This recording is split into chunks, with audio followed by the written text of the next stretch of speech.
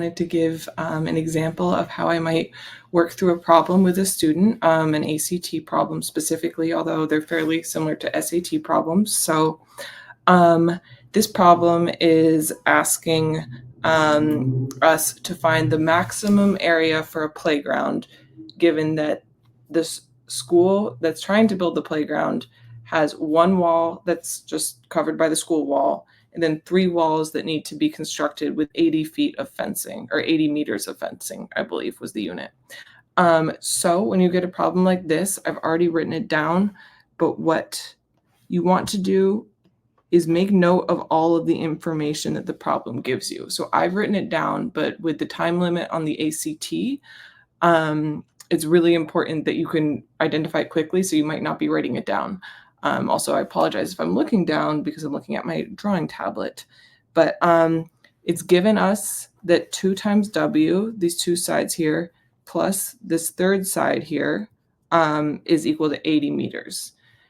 When a student sees that, they should immediately see that you've got 2 variables here in one equation, and you can't solve for variables, or you can't solve for 2 variables in one equation unless you have a second equation. So we need to bring something else into the mix.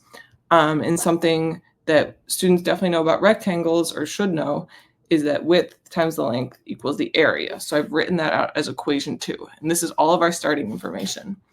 And something that I think is, for these problems, you don't necessarily always need to know exactly what your last step is going to be. The problem gives you all the information you need to solve it. So you should lay that out, see where it takes you, and it should get you to the answer. Obviously, you need to do that with a fair amount of understanding of the math behind it all, so you're making the right steps along the way.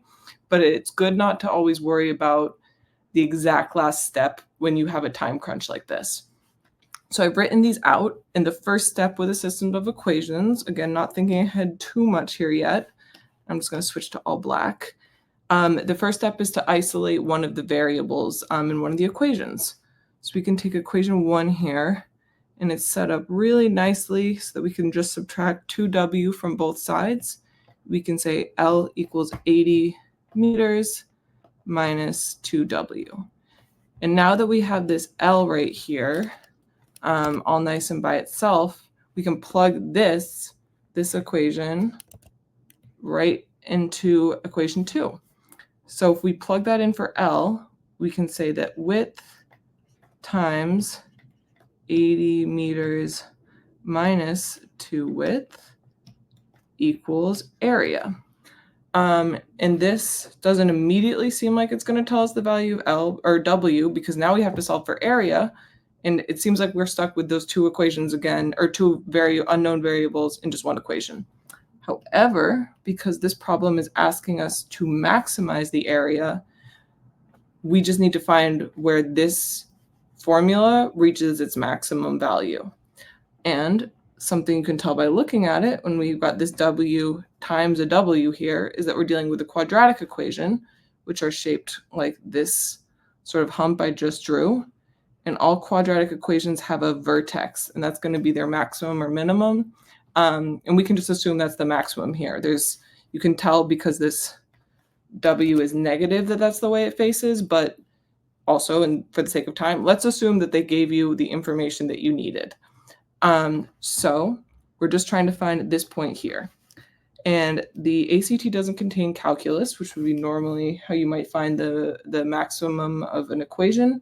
But something students do know for the ACT, or are expected to know, is that if x equals the vertex, then we can say it equals negative b over 2a if we write our quadratic equation out in the form of ax, I'm going to say aw, just to make it clearer, aw squared plus bw plus c.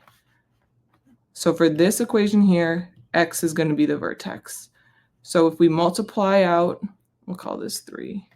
If we multiply out equation 3, we get 80 W meters minus 2W squared equals the area, or just rearranging the terms, negative 2W squared plus 80 80 W meters equals the area. And this gives us our A term here.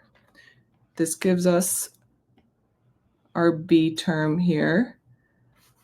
So we say x equals negative 80 over negative 4, which equals 20, or 80 meters, 20 meters. So x equals 20 meters.